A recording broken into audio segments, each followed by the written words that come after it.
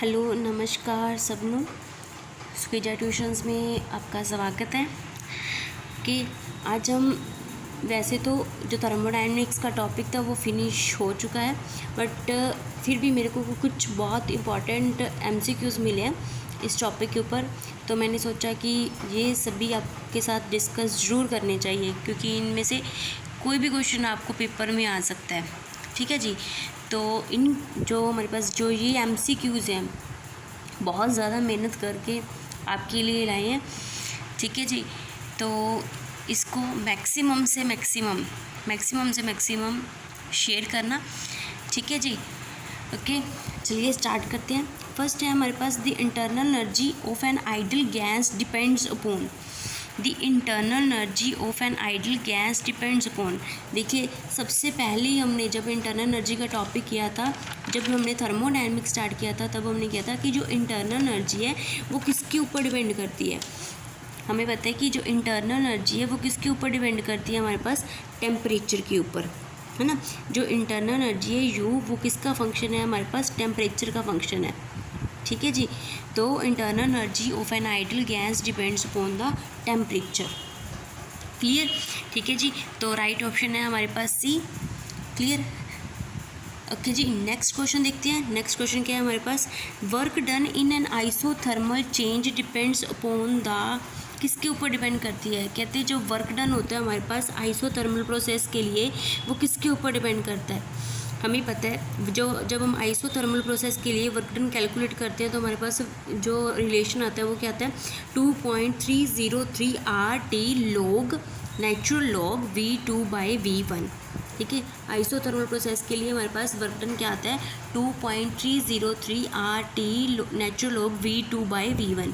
तो ये किन किन फैक्टर्स के ऊपर डिपेंड कर रहा है, ये बाकी सब तो हमारे पास कांस्टेंट है। एक तो हमारे पास T है और एक हमारे पास क्या है, वॉल्यूम V2/V1 है। ठीक है जी। तो ये किसके ऊपर डिपेंड कर रहा है, ए ऑप्शन है हमारे पास टेम्परेचर, बी ऑप्शन है वॉल्यूम एक्सपेंशन, सी ऑप्शन है both temperature and volume expansion, D option है on initial and final pressure. देखो, प्रेशर की तो बात ही नहीं हो रही। ठीक है, इसका कट कर दे इसको, तो जो डी ऑप्शन है वो तो बिल्कुल ही कैंसिल हो गई हमारे पास। ठीक है जी। ओनली टेम्परेचर के ऊपर डिपेंड कर रहा है, नहीं। हमने देखा है हमारे पास जो रिलेशन है, हमारे पास जो रिलेशन आ रहा है work done during isothermal process के लिए, वो क्या आ रहा है, 2.303 RT log V2/V1। ठीक है जी। तो ये किसके ऊपर डिपेंड कर रहा है, एक तो T के ऊपर डिपेंड कर रहा है, एक हमारे पास V2 और V1 के ऊपर डिपेंड कर रहा है। मीन्स जब हमारे पास आइसोथर्मल चेंज होगी या जो भी एक्सपेंशन का प्रोसेस होगा तो वो वॉल्यूम चेंज होगा हमारे पास। ठीक है, तो ये किसके ऊपर डिपेंड कर रही है, ऑब्वियसली दोनों फैक्टर्स के ऊपर डिपेंड कर रही है, टेम्परेचर के ऊपर भी और वॉल्यूम एक्सपेंशन के ऊपर भी। क्लियर। ठीक है जी। तो ये रहा हमारे पास right option, C option, both temperature and volume expansion. मैंने आपको पहले भी बोला था कि जो हमारे पास मेनली इस टेस्ट के लिए हमारे पास मेनली जो रिज़ल्ट्स हैं वो ही इम्पॉर्टेंट है। आप रिज़ल्ट्स को जितना ज़्यादा अच्छे से लर्न करोगे, आपको उतना अच्छा ही आपका पेपर अटैम्प्ट होगा। जो डेरिवेशन के ऊपर हमने बिल्कुल भी ध्यान नहीं देना है। जो ध्यान देना सिर्फ और सिर्फ जो हमारे पास जो भी एक्सपेरिमेंट हुआ है, जो कोई भी प्रोसेसेस हैं, उनका जो रिजल्ट्स मिल रहा है उन्हीं के ऊपर है, या जो एक्सप्रेशन है उन्हीं के ऊपर है। ठीक है, उन्हीं के ऊपर हमें कॉन्सेंट्रेट करना है, उन्हीं से देखना हमें क्या मिल रहा है। देखिए, जब मैंने तो आइसोथर्मल प्रोसेस और एडियाबैटिक प्रोसेस के लिए वर्क डन करवाया था, तब भी मैंने यही बोला था कि जो हमें बस रिलेशन लर्न करना है। देखिए, ये क्वेश्चन किसके ऊपर है, सिंपली एक रिलेशन के ऊपर ही है। अगर हमें रिलेशन अच्छे से याद होगा तो वहाँ पे हम कोई भी कंक्लूज़न निकाल सकते हैं। तो जो भी कोई भी रिलेशन याद करते हो उसको कम से कम भी 5 बार ज़रूर लिख के देखो। ठीक है, कम से कम भी 5 बार लिख के देखो, ताकि आपको वो रिलेशन दिमाग में बैठ जाए, एकदम बैठ जाए, और आपको जो पेपर में आए तो बिल्कुल आपको पेपर का क्वेश्चन देखते ही आपके माइंड में सीधे आपकी आंखों के सामने आ जाए, और आप फटाफट कुछ ही सेकंड्स में क्वेश्चन अटैम्प्ट कर दो, और वो भी बहुत ही एक्यूरेसी के साथ। क्लियर। ठीक है जी। चलिए इसके साथ आगे बढ़ते हैं और नेक्स्ट क्वेश्चन करते हैं। नेक्स्ट है हमारे पास, ये भी आपको आता ही है, देखना कैसे। कहते हैं, if amount of heat given to the system is 35 joule and amount of work done on the system is 15 joule.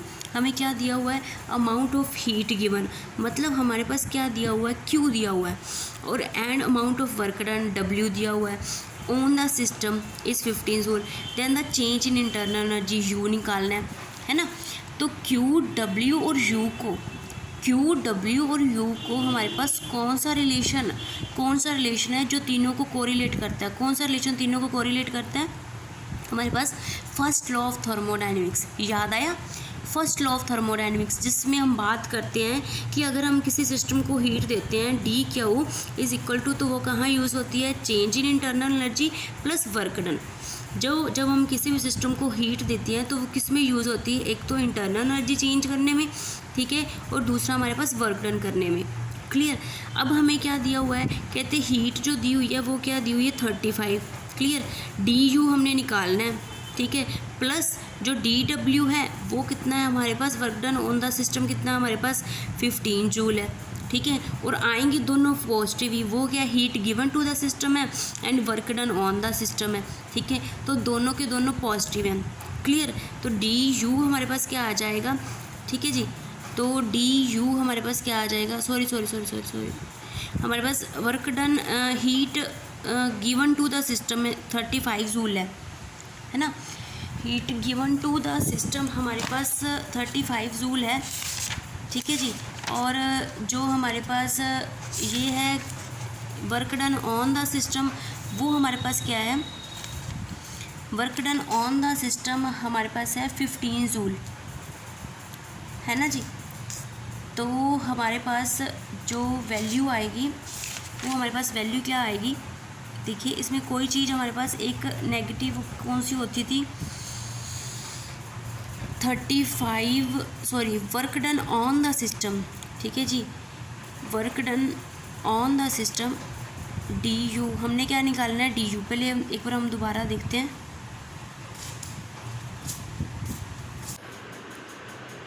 हाँ जी, एक बार और देखते हैं। डी हमारे पास क्या था? रिलेशन क्या है? D Q is equal to D U plus D W, ठीक है। हमने क्या निकालना है? D U is equal to क्या आएगा? D Q minus D W, ठीक है जी।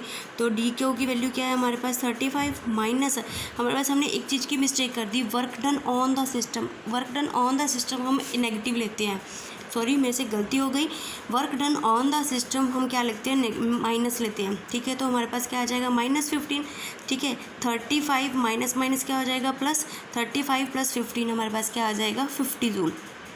क्लियर, ठीक है जी। तो राइट ऑप्शन हमारे पास कौन सी आएगी? राइट ऑप्शन हमारे पास आएगी डी ऑप्शन।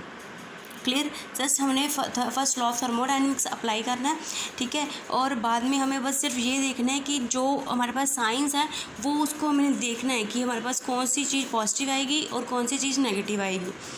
क्लियर, ठीक है जी। आगे चलते हैं, नेक्स्ट क्वेश्चन देखते हैं। फोर्थ क्वेश्चन कहते हैं in an ideal gas through reversible isothermal expansion from state I to F मतलब initial to final, the change in entropy. मैंने पहले भी बताया था, जब हमारे पास कोई भी रिवर्सिबल प्रोसेस आ जाएगा, हमने एंट्रोपी चेंज देखी थी रिवर्सिबल प्रोसेस के लिए भी और इरिवर्सिबल प्रोसेस के लिए भी। रिवर्सिबल प्रोसेस के लिए हमारे पास चेंज इन एंट्रोपी हमेशा हमारे पास क्या होती है? चेंज इन एंट्रोपी हमेशा हमारे पास क्या होती है? 0 होती है।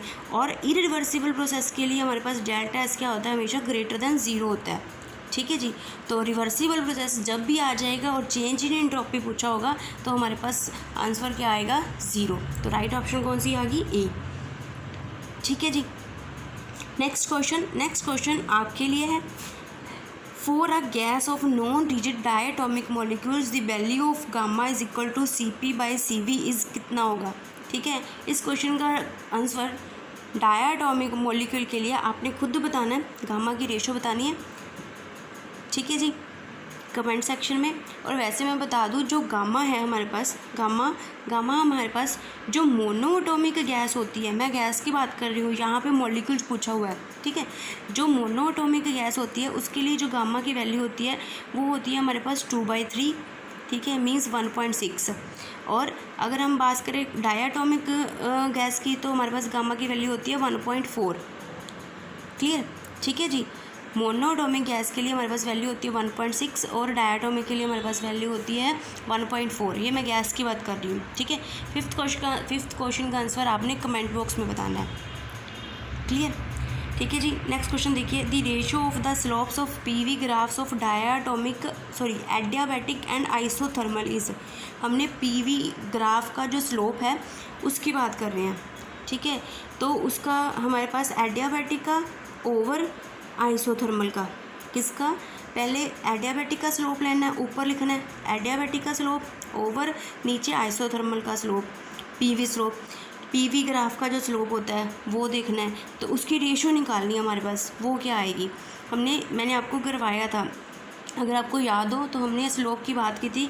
आइसोथर्मल प्रोसेस के लिए जो स्लोप की वैल्यू dp/dv आती है -p/v आती है, और एडियाबैटिक के लिए क्या आती है -γ/p/v, ठीक है।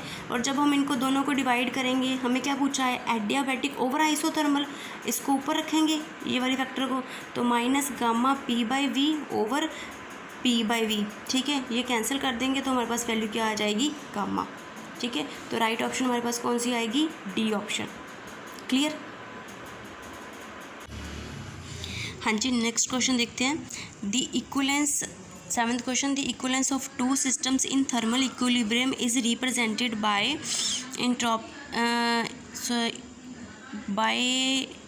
क्वांटिटी आएगा, सॉरी इंट्रोपी नहीं, यहाँ पे इंट्रोपी नहीं आएगा, क्वांटिटी आएगा, इंट्रोपी नहीं क्वांटिटी। कौन सी क्वांटिटी की वजह से हमारे पास थर्मल इक्विलिब्रियम में होते हैं, मीन्स अगर बोल रहे हैं कि हमारे पास दो सिस्टम थर्मल इक्विलिब्रियम में हैं, तो इक्विवेलेंस हमारे पास दो सिस्टम इक्विवेलेंस या थर्मल इक्विलिब्रियम है, तो हमारे पास कौन सी क्वांटिटी से उसे रिप्रेजेंट करेंगे। थर्मल इक्विलिब्रियम, थर्मल मतलब टेम्परेचर, ठीक है। ये तो हमारे पास जो ये वर्ड है थर्मल, वो ही ये बता रहा है कि थर्मल मीन्स हमारे पास टेम्परेचर क्या होगा, इक्विवेलेंट होगा दोनों का, ठीक है। तो इसमें हमारे पास कौन सी ऑप्शन आएगी, दैट इज़ ए ऑप्शन, ठीक है। मैं एक बार और रिपीट कर रही हूँ, अगर कहते हैं हमारे पास दो सिस्टम्स थर्मल इक्विलिब्रियम में हैं, ठीक है, तो इनमें से वो किस क्वांटिटी को, मतलब कौन सी क्वांटिटी होगी जो दोनों में एक जैसी होगी, कौन सी क्वांटिटी, जब कौन सी चीज़ होगी दोनों में एक ही वैल्यू होगी हमारे पास, ठीक है। तो वो कौन सी होगी हमारे पास, थर्मल इक्विलिब्रियम की बात कर रहे हैं, तो थर्मल मीन्स टेम्परेचर, ठीक है। तो टेम्परेचर हमारे पास राइट ऑप्शन क्या आएगी, ए ऑप्शन। क्लियर, ठीक है जी। नेक्स्ट देखते हैं, कहते हैं a gas undergoes a process such that v/t is constant then process is. कहते हैं एक प्रोसेस है, ठीक है, उसमें v/t कांस्टेंट आ रहा है, तो वो कौन सा प्रोसेस है, ठीक है। अभी हमने ये इक्वेशन देख के लिख लेंगे, हमारे पास जो गैस की इक्वेशन होती है वो क्या होती है, PV = RT, ठीक है, या NRT होती है, एन हम क्या लेंगे 1 मोल ऑफ गैस के लिए। तो हमें क्या बोल रहे हैं, v/t कांस्टेंट, R तो पहले कांस्टेंट होता है, ठीक है जी। v/t, अगर हम v/t की वैल्यू कैलकुलेट करें तो हमारे पास क्या आ जाएगा, v/t, तो हमारे पास क्या आ जाएगा, R आ जाएगा ना, ठीक है, R/P आ जाएगा ना हमारे पास, v/t = क्या आ जाएगा, R/P, ठीक है। अगर v/t कांस्टेंट है, R तो पहले कांस्टेंट है, अगर v/t कांस्टेंट है तो मीन्स प्रेशर भी क्या हो रहा है, कांस्टेंट हो रहा है ना, ठीक है। तो ये हमारे पास कौन सा प्रोसेस होगा, ये हमारे पास कौन सा प्रोसेस होगा, v/t इज कांस्टेंट है, ठीक है। v/t कांस्टेंट है तो प्रेशर कांस्टेंट होगा, अगर प्रेशर कांस्टेंट होगा तो हमारे पास वो कौन सा प्रोसेस होता है जिसमें प्रेशर कांस्टेंट होता है, तो वो होता है हमारे पास आइसोबारिक प्रोसेस। तो हमारे पास राइट ऑप्शन कौन सी आएगी, बी ऑप्शन, ठीक है जी। एक बार और देख लेते हैं, ठीक है। हमारे पास जो इक्वेशन होती है वो क्या होती है, PV = RT, ठीक है। हमने क्या चीज़ कांस्टेंट की है, v/t। अगर हम v/t की वैल्यू निकालें तो हमारे पास क्या आएगी, R/P। अगर v/t कांस्टेंट रह रहा है तो इट मीन्स P कांस्टेंट रह रहा है, ठीक है, क्योंकि R तो पहले कांस्टेंट है। अगर प्रेशर कांस्टेंट रह रहा है तो वो कौन सा प्रोसेस होता है जिसमें प्रेशर कांस्टेंट होता है, जिसमें प्रेशर कांस्टेंट होता है वो हमारे पास होता है isobaric process, that is B option. Clear. Next आगे चलिए, नेक्स्ट चलते हैं कि 9th क्वेश्चन, कहते हैं which of the following is not a thermodynamical function, which of not is following is not a thermodynamical function. A option है enthalpy, B है work done, सी है गिब्स एनर्जी, डी है internal energy. हमारे पास thermodynamical functions कौन कौन से होते हैं, एक तो गिब्स, एक तो हमारे पास होते हैं गिब्स वाला, एक इंटरनल एनर्जी, एक हेल्महोल्ट्ज़ फ्री एनर्जी, ठीक है, एक इंथैल्पी, ठीक है। कौन कौन से होते हैं, FU, FHG, ठीक है। तो इनमें से कौन सा हमारे पास थर्मोडायनेमिकल फंक्शन नहीं है, कौन सा नहीं है हमारे पास? तो obviously work done. Work done हमारे पास थर्मोडायनेमिकल फंक्शन नहीं है। ठीक है जी। इंथैल्पी भी है, गिब्स एनर्जी भी है, इंथैल्पी यू एच से, ठीक है, गिब्स एनर्जी जी से, इंटरनल एनर्जी यू से। ये तब तीनों के तीनों ए, सी और बी, डी वाली ऑप्शन, ये तीनों के तीनों हमारे पास क्या है? थर्मोडायनेमिकल फंक्शन है। वर्क डन हमारे पास थर्मोडायनेमिकल फंक्शन नहीं है। क्लियर? ठीक है जी। नेक्स्ट क्वेश्चन देखते हैं। कहते हैं heat can not, 10th question देखिए, heat can not flow from cold to hot body without the aid of external agency. ये कौन सा लॉ है? कहते हैं हीट हमारे पास कोल्ड से हॉट बॉडी में फ्लो नहीं कर सकती अगर हमारे पास हमने किसी चीज़ की बाहर से हेल्प नहीं ली है। ठीक है, तो ये हमारे पास कौन सा लॉ है? ये है हमारे पास second law of thermodynamics. But ये स्टेटमेंट कही किसने है, किस साइंटिस्ट ने कही है? ए ऑप्शन है केल्विन एंड प्लैंक, बी है क्लॉसियस, सी है जूल एंड थॉमसन, डी है आइंस्टाइन। ठीक है, तो हमने जो हमारे पास सेकेंड लॉ ऑफ थर्मोडायनेमिक्स में हमने दो स्टेटमेंट की थी, एक तो प्लैंक्स वाली की थी, एक क्लॉसियस वाली की थी। ठीक है, तो जो ये ऊपर वाली स्टेटमेंट है, heat can not flow from hot to cold to hot body without the aid of external agency, ये किसने कहा था? हमारे पास क्लॉसियस ने कहा था। ठीक है, तो हमारे पास राइट ऑप्शन क्या है? B option. डन। चलिए आगे चलते हैं, नेक्स्ट क्वेश्चन देखते हैं। 11th question, a point on a PV diagram represents, a point on a PV diagram represents. कहते हैं जब हम थर्मोडायनेमिकली जो भी प्रोसेसेस करते हैं, आइसोथर्मल, एडियाबैटिक, आइसोकोरिक, आइसोबारिक, तो उसमें जो पीवी डायग्राम बनाते हैं हम, तो उसके ऊपर पीवी डायग्राम में, ठीक है जी, पीवी डायग्राम में हमारे पास जो एक पॉइंट होता है, पीवी डायग्राम में एक पॉइंट होता है, कोई भी कर्व आ रहा है, तो एक पॉइंट किस चीज़ को रिप्रेजेंट करते हैं? ठीक है, work done in a cyclic process, B option है a thermodynamic process, C option है work done on a system, D option है condition of a thermodynamic system. अगर हम ए ऑप्शन की बात करें, work done in a cyclic process, तो cyclic process के लिए नहीं। ठीक है, अगर हम बात करते हैं थर्मोडायनेमिक प्रोसेस की, वो भी नहीं है। Work done on a system, उसको भी रिप्रेजेंट नहीं करता। ठीक है, condition of a thermodynamic system, yes this is a right option. क्यों? क्योंकि हम बात करते हैं, देखो कोई भी पीवी डायग्राम है, यहाँ पे मान लो कोई भी कर्व बना हुआ है, तो एक पॉइंट है, एक पॉइंट के ऊपर हमारे पास क्या आएगी? एक तो पी की वैल्यू आएगी, एक वी की वैल्यू आएगी। ठीक है, एक पी की वैल्यू, एक वी की वैल्यू। किसी भी थर्मोडायनेमिक सिस्टम की स्टेट को रिप्रेजेंट करने के लिए हमें तीन क्वांटिटीज़ चाहिए, पी, वी एंड टी। ठीक है, पी, वी एंड टी। ठीक है, अगर पी वी हमें पता है तो टी भी निकाल सकते हैं आइडियल गैस इक्वेशन से। ठीक है, तो यहाँ पे हमारे पास कोई भी पीवी डायग्राम का जो भी कर्व बन रहा है, वहाँ पे एक पॉइंट, कोई भी पॉइंट किस चीज़ को बता रहा होगा? उस पॉइंट के ऊपर उस सिस्टम की क्या स्टेट है। ठीक है, जैसे हमारे पास कोई भी मान लो एक्स वाई कोई भी हम लेते हैं। ठीक है, हम मान लो पोजीशन टाइम ग्राफ ले रहे हैं। ठीक है, पोजीशन टाइम ग्राफ के ऊपर मान लो ये पॉइंट लिया कर्व के ऊपर, तो इस पॉइंट के ऊपर हमें क्या बताता है? इस पॉइंट के ऊपर उस पार्टिकल की पोजीशन क्या है, वो टाइम क्या है। ठीक है, वैसे ही हमारे पास जो पीवी डायग्राम है, पीवी डायग्राम के ऊपर हमारे पास जो क्या दिखा रहा है, पीवी डायग्राम का कोई भी कर्व होगा, कर्व के ऊपर कोई भी पॉइंट है, पॉइंट हमारे पास किस चीज़ को बताएगा? पीवी पॉइंट को बताएगा। मीन्स पी की वैल्यू और वी की वैल्यू, और पी और वी की वैल्यू किस चीज़ को रिप्रेजेंट करती है? State of system. ठीक है, तो हमारे पास राइट ऑप्शन क्या आएगी? D option, that is the condition of a thermodynamic system, या स्टेट या कंडीशन, जो भी आप कह लो। ठीक है, और अगर हम बात करते हैं एरिया अंडर पीवी डायग्राम, ये था point on a PV diagram, और अगर हम पॉइंट की जगह पे एरिया बात करते हैं, एरिया अंडर पीवी डायग्राम, मान लो कोई भी कर्व बन रहा है, जो इसके नीचे एरिया आएगा, ये वाला एरिया अंडर पीवी डायग्राम, वो किसको रिप्रेजेंट करता है? वो वर्क डन को रिप्रेजेंट करता है। ठीक है, वो area under a PV diagram हमें क्या देता है? कौन सी क्वांटिटी देता है? W, work done, W is equal to PdV। Clear? ठीक है जी। नेक्स्ट क्वेश्चन देखते हैं। If dQ is the amount of heat supply to gas and increase in internal energy is du, then work done by the gas. ठीक है। तो ये तो सिंपल सी है, ये तो हमारे पास फर्स्ट लॉ ऑफ थर्मोडायनेमिक्स ही है, ठीक है। अगर हम किसी सिस्टम को हीट देते हैं डी क्यू, वो किस में यूज़ होती है, D U plus D W.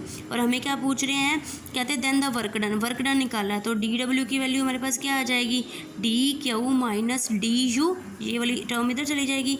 तो हमारे पास राइट ऑप्शन कौन सी आएगी, फर्स्ट, सब बिल्कुल ऊपर ही पड़ी है, A option, D W is equal to D Q minus D U. इसमें हमारे पास कुछ भी पॉजिटिव नेगेटिव का नहीं है, दोनों चीज़ें पॉजिटिव आएंगी, क्योंकि डी क्या हुआ है, amount of the heat supply to the system, system को हीट दी है तो पॉजिटिव आएगी, ली नहीं है हमने, ठीक है। और इंक्रीज इन इंटरनल एनर्जी है तो वो भी पॉजिटिव आएगी, ठीक है। तो दोनों का साइन क्या आएगा, पॉजिटिव। तो डी डब्ल्यू की वैल्यू क्या आ जाएगी, d Q minus D U. Okay जी, नेक्स्ट क्वेश्चन देखते हैं। 13 क्वेश्चन कहते हैं a Carnot heat engine has a same efficiency between 100 kelvin and 500 kelvin. Second है टी केल्विन एंड 900 केल्विन। कहती है अगर कोई कार्नेट हीट इंजन है, उसकी एफिशिएंसी इन दोनों टेम्परेचर और ये दोनों टेम्परेचर के ऊपर, दोनों की ये वाले दोनों टेम्परेचर और ये वाले दोनों टेम्परेचर, इन दोनों पे हमारे पास क्या है, एफिशिएंसी सेम है। हमने क्या करना है, टी फाइंड आउट करना है। तो अगर हमें टेम्परेचर पता है तो एफिशिएंसी का फॉर्मूला क्या होता है, 1 माइनस T2 बाई T1। दोनों की एफिशिएंसी लेनी है, दो हमारे पास दोनों कंडीशंस ही हैं। फर्स्ट कंडीशन की देखें तो हमारे पास क्या आ जाएगा, 1 माइनस 100 बाई 500, ठीक है। और यहाँ पे आ जाएगा 1 माइनस T बाई 900, ठीक है। अब इन दोनों को कंपेयर कर देंगे, देखो दोनों को कंपेयर कर देंगे तो 1 1 भी कैंसिल हो गया, ये माइनस वाला साइन भी कैंसिल, ठीक है। तो आगे हमारे पास इक्वेशन क्या बन जाएगी, 100 by 500 is equal to T by 900। यहाँ से टी कैलकुलेट कर लेंगे तो हमारे पास क्या आएगा, 180 केल्विन। आसान है ना। 20 तो हमारे पास दो कंडीशंस दी हैं, दोनों कंडीशंस में टेम्परेचर दिया हुआ है और दोनों कंडीशंस में जो एफिशिएंसी है वो क्या है, सेम है। तो टी हमारे पास जो टी की वैल्यू है वो हम उससे कैलकुलेट कर लेंगे। तो टी की वैल्यू हमारे पास क्या आ गई, 180 kelvin, that is A option, ठीक है जी, that is A option. Okay जी, नेक्स्ट क्वेश्चन देखते हैं। 14th क्वेश्चन कहते हैं PV relation for a monatomic ideal gas undergoes adiabatic process है। हम किस चीज़ की बात, देखो ऑप्शन को देख के क्लियर हो रहा है, ठीक है। एडियाबैटिक प्रोसेस, अगर हमने एक आइसोथर्मल के लिए पढ़ा था वर्क जो इक्वेशन, और एक एडियाबैटिक के लिए पढ़ी थी, ठीक है जी। जो आइसोथर्मल होती थी, आइसोथर्मल प्रोसेस के लिए हमारे पास इक्वेशन क्या आती थी, P V is equal to constant, ठीक है। और इसके लिए हमारे पास क्या आती है, एडियाबैटिक के लिए क्या आती है, P V power gamma is equal to constant, यही आती है ना, P V power gamma is constant, ठीक है जी। P V power gamma is equal to constant. तो इनमें से ये तो सही है, ये सभी की सभी ऑप्शन में, तो फर्स्ट ऑप्शन तो बिल्कुल भी नहीं होगी, क्योंकि ये हमारे पास किसके लिए है, आइसोथर्मल प्रोसेस के लिए है, ठीक है जी। तो यहाँ पे हमारे पास ऑप्शन क्या आएगी, पी वी पावर गामा। अब गामा मोनोटोमिक गैस के लिए, गामा की वैल्यू मैंने ऊपर बताई आपको क्या होती है, मोनोटोमिक गैस के लिए हमारे पास जो गामा की वैल्यू होती है वो होती है 1.6, ठीक है जी। और अगर डायाटोमिक के लिए, ये मोनो के लिए है, ठीक है, और डायाटोमिक के लिए हमारे पास क्या होती है 1.4, ठीक है जी। गामा उसके लिए हमारे पास क्या होती है 1.4 डायाटोमिक के लिए, और डायाटोमिक के लिए, और पॉलीएटोमिक गैस के लिए, पॉलीएटोमिक गैस के लिए गामा की वैल्यू होती है हमारे पास 1.33। इसको नोट कर लो, बहुत ही इंपॉर्टेंट है। गामा की वैल्यू मोनोटोमिक गैस के लिए क्या होती है 1.6, और डायाटोमिक गैस के लिए क्या होती है 1.4, और पॉलीएटोमिक गैस के लिए क्या होती है हमारे पास 1.33, ठीक है। तो हम किसकी बात कर रहे हैं क्वेश्चन में, मोनोटोमिक गैस की बात कर रहे हैं। तो मोनोटोमिक गैस के लिए क्या है 1.6 मीन्स 2/3, ठीक है जी। तो हमारे पास राइट ऑप्शन कौन सी आएगी, राइट ऑप्शन कौन सी आएगी, सी ऑप्शन, ठीक है। हमने देखना है एडियाबैटिक प्रोसेस के लिए, एडियाबैटिक प्रोसेस के लिए क्या होती है equation, P V power gamma is equal to constant, और गामा की वैल्यू मोनोटोमिक गैस के लिए क्या होती है 2/3, क्लियर। नेक्स्ट क्वेश्चन देखते हैं। A reversible heat engine converts 1/6 of heat it absorb from the source into work. कहते हैं जितनी उसको हीट दी जाती है कार्नोट हीट इंजन को, वो उसका 1/6 पार्ट है उसको वर्क में कन्वर्ट कर देता है। When the temperature of the source का टेम्परेचर दिया हुआ है, कहते हैं the temperature at which heat exhaust, the temperature at which heat exhaust मतलब हीट निकल रही है बाहर, ठीक है, तो हीट को अब्जॉर्ब, जो हीट बाकी मतलब जो वर्क में यूज़ होगी वो तो ठीक है, ठीक है, और जो बाकी रहेगी वो सिंक में चली जाती है, ठीक है, तो हम क्या निकालेंगे, सिंक का टेम्परेचर निकालेंगे, यही पूछा ना उन्होंने। एक बार और देखते हैं क्वेश्चन को, कहते हैं reversible heat engine converts 1/6 of heat, जो हीट हम उसको दे रहे हैं, ठीक है, जैसे मान लो हमने हीट दी Q, ठीक है, उसका 6 पार्ट है, Q/6 पार्ट को क्या कर रहा है, वर्क में कन्वर्ट कर रहा है, ठीक है, और T जो सोर्स का टेम्परेचर है T1 वो हमारे पास कितना है, 600 केल्विन है, ठीक है, और temperature at which heat exhaust मतलब उस जो हमारे पास बॉडी है जिससे वो हीट निकल रही है, ठीक है, एग्जॉस्ट हो रही है, उसका टेम्परेचर बनाए, और जिससे हीट निकलती है, ठीक है, जिसमें हीट जाती है, जो रेस्ट ऑफ हीट जाती है वो क्या होती है, T2 सिंक, तो हमने क्या निकालना है, T2 का टेम्परेचर निकालना है, ठीक है जी। तो अब हम निकालेंगे, हमारे पास एफिशिएंसी का फॉर्मूला क्या होता है, एफिशिएंसी का फॉर्मूला तो क्या होता है हमारे पास 1 - T2/T1, हमारे पास क्या हो रहा है, 1/6 तो यूज़ हो रहा है ना, ठीक है, 1/6 1 - T2/T1, सोर्स का टेम्परेचर हमें दिया हुआ है, ठीक है, T2/T1, T1 की वैल्यू 600 पुट कर दी, यहाँ पे 1/6 इधर आके क्या हो गया, -1/6 विच इज़ इक्वल टू आ गया हमारे पास 5/6, यहाँ से T2 की वैल्यू क्या आ गई हमारे पास 500 केल्विन, ठीक है जी। तो हमारे पास राइट ऑप्शन कौन सी आ गई, ए ऑप्शन 500 केल्विन। देखिए न्यूमेरिकल सॉल्व करने का सबसे आसान तरीका है, जो कुछ दिया है वो पहले लिख लो, जो फाइंड आउट करना है वो भी लिख लो, फिर आपको रिलेशन तो दिमाग में आ ही जाएगा क्योंकि आपने उसको अच्छे से याद किया हुआ है, ठीक है जी। देखिए चलिए नेक्स्ट क्वेश्चन देखते हैं। A Carnot engine whose low temperature reservoir at 27 degree Celsius and efficiency 37.5 and high temperature, उसके बिल्कुल ऑपोजिट दिया हुआ है, बस उसमें हमें एफिशिएंसी 1/6 दी हुई थी, ठीक है, इसमें हमारे पास एफिशिएंसी परसेंटेज की तरह में दी हुई है 37.5%, ठीक है, और लो टेम्परेचर मतलब T2 की वैल्यू कितनी है, 27 डिग्री सेल्सियस, इसमें 273 प्लस कर देंगे तो कितना आ जाएगा, 300 केल्विन आ जाएगा, और हमने क्या निकालना है, हाई टेम्परेचर मतलब T1 निकालना है, ठीक है जी, T1 निकालना है, तो हमारे पास फॉर्मूला क्या होता है एफिशिएंसी का, 1 - T2/T1, ठीक है, T2 की वैल्यू हमें दी हुई है 300, ठीक है, बाय T1, तो एफिशिएंसी की वैल्यू कितनी है 37.5%, परसेंट का क्या लगा देंगे नीचे बेस में 100, ठीक है, यहाँ से T1 की आप वैल्यू कैलकुलेट कर लोगी, हमारे पास आ जाएगी 480 केल्विन आ जाएगी, और हमें जो आंसर दिया हुआ डिग्री सेल्सियस में है, ठीक है, तो उससे में 273 माइनस कर देंगे तो वो क्या आ जाएगा 207 डिग्री सेल्सियस, तो राइट ऑप्शन कौन सी आ जाएगी हमारे पास, डी ऑप्शन 207 डिग्री सेल्सियस। आसान है, कुछ भी मुश्किल नहीं है, बस हमें एफिशिएंसी का फॉर्मूला ही लर्न करना है और कुछ नहीं है, ठीक है जी। ओके जी नेक्स्ट देखते हैं, कहते हैं 17 क्वेश्चन देखते हैं, कहते हैं which of the following is correct for thermodynamic system, इनमें से कौन सी चीज़ है वो जो थर्मोडायनेमिक सिस्टम के लिए करेक्ट है। कहते हैं फर्स्ट ऑप्शन है you changes in all processes, A option है यू चेंजेस, यू मतलब इंटरनल एनर्जी, कहते हैं सभी के सभी प्रोसेसेस के लिए, आइसोबारिक हो आइसोकोरिक हो कुछ भी हो, सभी के लिए जो यू है वो चेंज करता है, क्या ये सही है। सेकेंड ऑप्शन है you and S are state function, you and S हैं जो हमारे पास क्या है स्टेट फंक्शन है, ठीक है। सी ऑप्शन है हमारे पास delta S is not equal to zero, कहते हैं जो चेंज इन एंट्रोपी है वो कभी भी ज़ीरो नहीं होगी, ठीक है, चेंज इन एंट्रोपी कभी भी ज़ीरो नहीं होगी, ये बात बिल्कुल गलत है। क्यों, अभी हमने ऊपर ही पढ़ा है delta S change in entropy किसके लिए ज़ीरो होती है, रिवर्सिबल प्रोसेस के लिए, ठीक है, तो ऐसा बिल्कुल भी नहीं है। कहते हैं डी ऑप्शन है work done in adiabatic process is always zero, बिल्कुल भी नहीं, हमने वर्क डन इन एडियाबैटिक प्रोसेस के लिए निकालते हैं तो हमारे पास वैल्यू क्या आती है 2.303 RT, वो T2 - T1 वाला फैक्टर आता है, ठीक है, वो वाला रिलेशन आपको याद ही होगा, नहीं तो एक बार फिर देख लेना, ठीक है। तो ये भी बिल्कुल गलत है, अगर क्या ये सी और डी ऑप्शन तो बिल्कुल गलत होगी, ये तो बिल्कुल भी नहीं है, ठीक है। अब रहेगी ए और बी वाली ऑप्शन, कहते हैं you changes in all processes, देखिए यू किसका फंक्शन है, टेम्परेचर का फंक्शन है, टी चेंज होगा तो हमारे पास यू चेंज होगा, ठीक है, तो ऐसा तो बिल्कुल भी नहीं है कि सभी के सभी प्रोसेसेस के लिए यू चेंज होगा, ठीक है, तो ये भी ऑप्शन गलत। तो हमारे पास एक ही राइट ऑप्शन बच गई, वो क्या है, you and S are the state function. ठीक है, तो इसके लिए इनमें से चारों ऑप्शन में से हमारे पास कौन सी ऑप्शन सही है, B option, U and S are the state functions. Clear.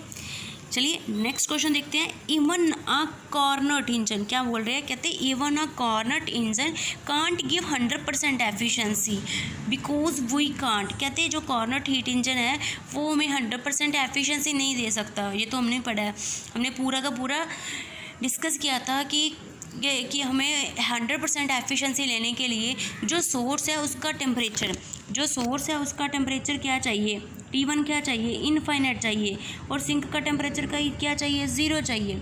ठीक है, ऐसा पॉसिबल नहीं है। हमने कुछ और भी फैक्टर्स डिस्कस किए थे कि इसकी वजह से हमारे पास एफिशिएंसी 100% नहीं हो सकती। तो जो कार्नोट हीट इंजन है वो क्या है, हमारे पास आइडल है। ठीक है, कहते क्यों नहीं कर सकते, क्यों, कहते ए ऑप्शन है प्रिवेंट रेडिएशन। क्यों, क्योंकि हम रेडिएशन है मीन्स जो रेडिएशन बाहर निकल रही है उसको नहीं रोक पा रहे। बी ऑप्शन है फाइंड आइडल सोर्सेज, हम आइडल सोर्सेज फाइंड आउट नहीं कर पा रहे हैं।